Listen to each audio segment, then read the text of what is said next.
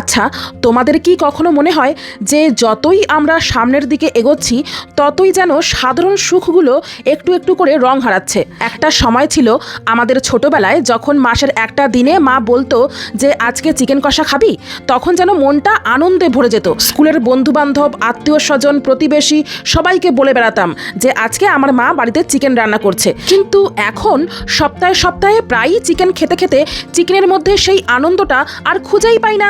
চিকেনটা কেমন যেন একঘেয়েমি হয়ে গেছে। তা সত্ত্বেও সব মাংসের মধ্যে তো একমাত্র এই চিকেনই ইজিলি অ্যাভেলেবেল, সেই জন্য এটাই কিনে আনি আর এটাই খাই।